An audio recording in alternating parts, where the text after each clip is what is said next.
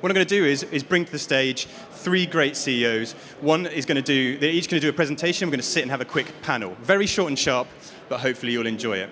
So first to the stage, if you give a big round of applause for Patrick Llewellyn from 99 Designs.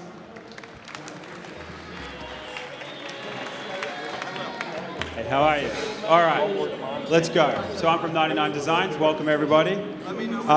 Essentially, the problem we're solving is getting graphic design is hard, right? As a customer, it's hard to find a designer. It's hard to scope the brief. It's hard to communicate. As a freelance designer, it's even harder. This market is hugely fragmented.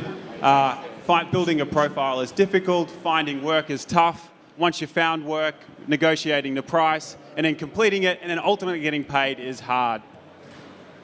So this problem is big. We estimate that this market is about, sorry, I'm just flicking through my slides. This is about, and it's not working, 29 billion in size. And so we're mostly addressing the SME end of this market and the freelance graphic design end of this market. We're building the most trusted place for professional designers to find and do work online, and we've had a fair bit of success of that to date. We're a household name for logo design, and so we started as a bootstrap startup out of Australia. Design contest was what we started with, and logo design was the first category that really took off for us. Today, we have a new design uploaded every 1.5 seconds. But we do so much more. We're now in 90+ categories of graphic design. We connect designers either through this contest model or individually through our projects model. One more. Okay, so the fun facts. To date, since 2008, we've helped 475,000 customers. 40% of those come to us word of mouth every day. We've paid out over $200 million to our design community. And right now, there's about 10,000 designers online ready to work. We're in 7 languages across the world. We have offices in Oakland, Melbourne, Australia, and then also Berlin. And our revenue run rate is about 60 million US, and we're profitable.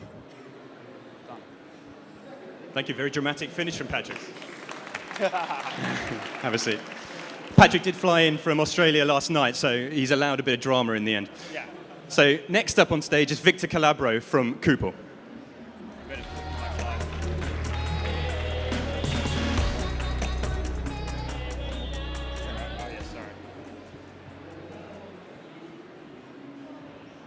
Here we go. Hi, everybody. My name is Viktor Calabrò, and I'm a founder and CEO of Coupole. Coupole is the largest online marketplace for temporary work, so we disrupt the recruitment business. That's what we have been doing for about 6 years now, starting in 2011. So what are the main challenges, if this works? Here we go.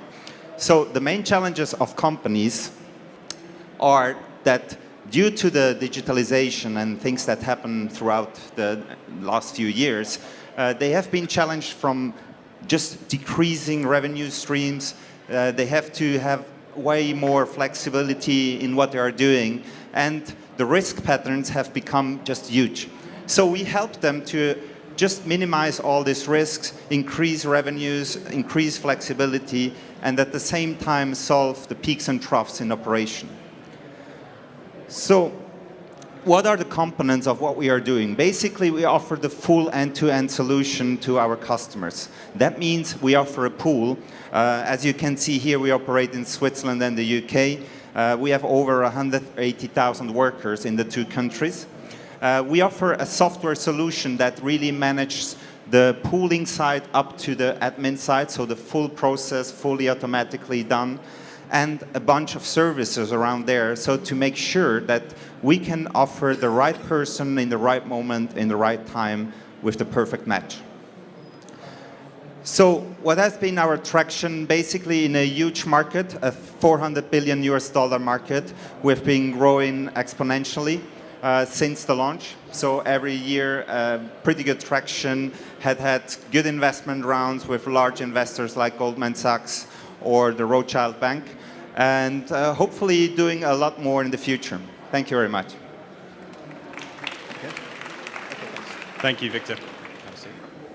And then finally, so we have Ron Palmeri from San Francisco. Victor only landed in from Zurich, and I came from London, so I feel very guilty. But here's Ron for you. Thanks, everybody. So my name is Ron Palmeri, founder and CEO of Layer.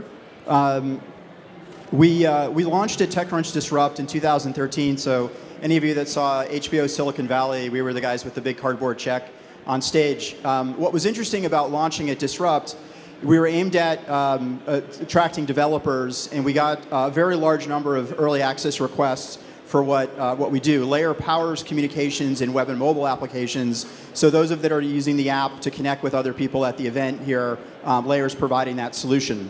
We have a bunch of great enterprise customers as we've sort of evolved away from developers and towards helping businesses connect with their customers. What's really been interesting is how mobile has kind of rewired our brains. No one wants to get a call from a business. Nobody wants to use the telephone anymore.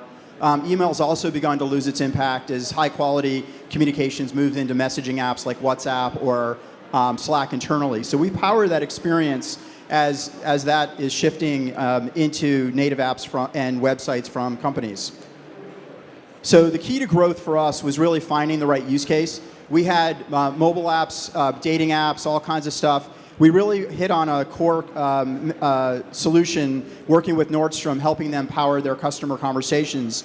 The key to growth for us was really figuring out where is the greatest impact to drive business value. So we built this retail solution with Nordstrom. They ended up driving sales cycles from a couple of weeks to minutes, a lot of productivity for their people. And then we ultimately generalized that use case and went into things like financial services, insurance, and kind of other industries. So the key for us was really finding the right customers and then putting all the energy of the company behind that to achieve growth.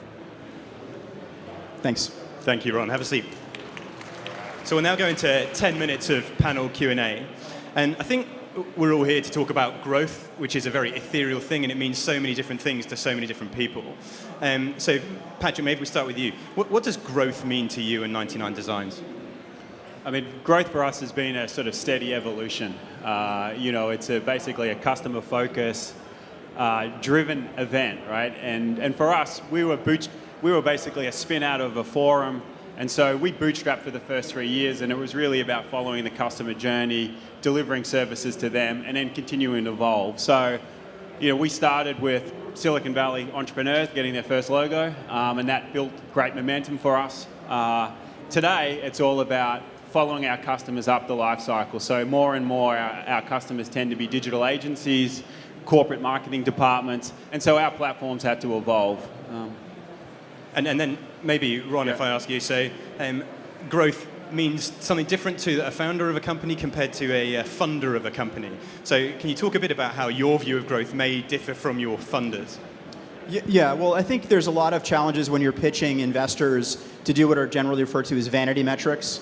And I think the key in terms of anyone that's actually building a company really has to focus on those things that matter the most to their business. So for us, it was less about total number of messages or total number of companies, and really finding those customers for whom we could deliver the most value and actually get paid for it. So I think the main thing is, anyone building a company, it's critical to know your own metrics and track those. And then as you talk to investors, finding an investor who understands and appreciates the business rather than driving you to a set of what we think of as vanity metrics that are not necessarily critical to success.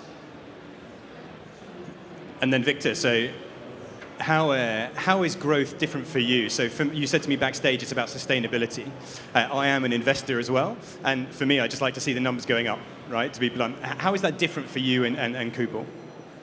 Well, I think, first of all, not coming from the US and the Silicon Valley is a big change and a big difference. As the European companies in Switzerland is very safe in this respect. They're not really about huge growth and just conquering the world. It's just about, okay, let's do this city or the next city and be bold and maybe go just next to Germany. So we just basically are not very common in our view in a Swiss ecosystem. So we had to go to the UK to find the right investors that support our bold vision and really want to drive something that becomes global. So that was the first challenge. And still, while finding people around you and people that work for you, you need to find the ones that really want to go this extra mile for and going global. So that was a challenging piece. On top of that, still being in Europe, it's still about, okay, how can we grow as fast as possible but still be positive? And sometimes it's a little bit challenging to accomplish a great vision, implement a great product, at the same time push numbers and be profitable. So it's a hard balance. It's a lot easier to be an investor, I think, is the point. Yeah. And so here's a question which often divides startups when I ask it. So what was the most important event that happened to you, and how did that help you grow? Because growth isn't always a steady linear thing, right? It's a series of leaps. And on the back of that, do you believe in luck in growth? Well, I believe in testing, but I believe in making big bets. I think a lot of people on growth stages talk about all of this micro testing and optimizations, and our experience at 99 Designs is, one, it's very hard to get statistically relevant data, and so we're all making decisions based on basically bullshit inputs. And so it's much better to actually make big bets. Big dramatic changes are the things that actually have catapulted our growth. For us, things that have worked really well, we provided a 100% money back guarantee when we first started. You know, our average transaction size from day one was over $300. And so to get someone to trust you with a credit card for that amount of money early on was very tough. So that was kind of one sort of growth lever for us that worked really, really well. You know, changing big channel for changes to our funnel, and then just, you know, listening to customers. I mean, I think that has all been sort of big growth drivers. Thank you. Do you agree with that? The big changes? Some investors aren't happy with that. Yeah, I do, especially because when you make a big bet, you ultimately have to put all the energy of the company behind it.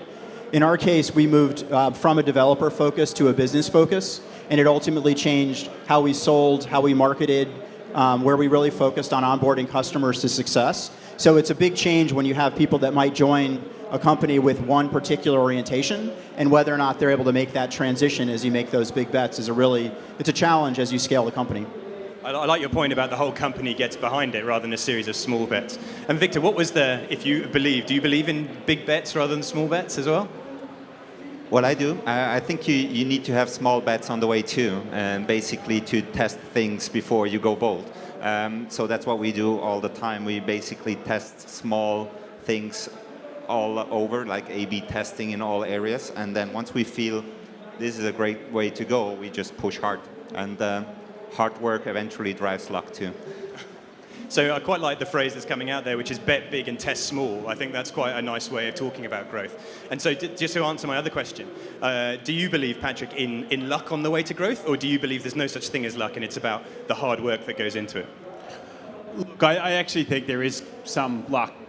I think for us, for example, Tim Ferriss wrote about us in the 4-Hour Work Week and said that we were one of the ways to grow your business. And we still see referrals. I mean, obviously, we've been sponsoring Tim's podcast from day one, so now it's a little bit murky. But for a long time, we could see referrals coming through where people would reference that book. And so that was certainly a bit lucky for us. Our first customers tended to be Silicon Valley startups. And so that meant that I never had to go and pitch investors. Investors came to us. So we're this little Aussie company. I think we had 40 different investor approaches by the time we actually went to the Valley and thought we were ready to take it on, just because we'd helped so many startups and they were talking about us. And so I think that is partly luck, right? But that's part of what you're looking for, I think, is, you know, for momentum, is getting someone to talk about you and value what you're doing. It's a very post-digital channel, the book. I don't know what cost per acquisition is in the book channel. Yeah. But a lot of people talk about that retrospectively and say it was great design, but I'm glad you believe in a little bit of luck. Yeah. Ron, do you believe in luck? Yeah, I think especially when it comes to market timing, you know, you can be very right about a lot of conditions, but, you know, luck is a function of when the market is ready. I think once you've got that product market fit, then it really becomes hard work. But I think market timing is one of those things where you can luck into the right timing and things can be a lot easier, or you can miss it and it could be a lot harder. So it's 2 votes for, I think, market timing on luck, and then people writing about you purely lucky. I hear that a lot, actually. It's the things you didn't think about that make you the most success. Yeah. And Victor, what about you? Do you believe in luck? I definitely do, yeah. I think you need the luck in different areas, and we were lucky in some cases. When I became Entrepreneur of the Year in Switzerland, there was a big buzz around this, and hopefully, eventually this helped a lot in growing our business. But finally, if you want to grow a company to a global level, you need luck, but you need hard work. That's not going to change. You need luck and hard work. I'm not getting any solid answers. I think 3 that believe in luck. I'd like to just test the audience that can hear. Can you give a big round of applause and cheer if you believe in getting lucky? What about people who believe in there is no such thing in luck and you make your own luck? A round of applause for that. I mean, not the most scientific of tests. No. It's very hard to hear up here. But it's a fascinating one which splits people. Some people say it's just hard work and growth. A lot of investors don't believe in luck, of course. They like analysis. So just one thing I heard someone say was like growth is like a fast rocket ship. It rattles a lot, it makes a hell of a lot of noise, and it's a bumpy journey. So knowing what you know now about your growth journey, would you start again? Ron, would you start again? Oh, absolutely. Yeah, this is my 5th or 6th one of these, so for sure. Did the others go well? Yeah, pretty well. I did a company called Grand Central, which is Google Voice, and OpenDNS, which is another company in the cloud-based security space. So it's a lot of fun if you catch it right. It can be a little bit more painful if you don't. So and you still believe in luck. That's great. Yeah, absolutely. Victor, would you do it again? Well, definitely. It has been quite a hard ride so far, but I enjoyed every minute. I learned incredible amount of things. I didn't even know they exist. So definitely ready to go it again. Patrick?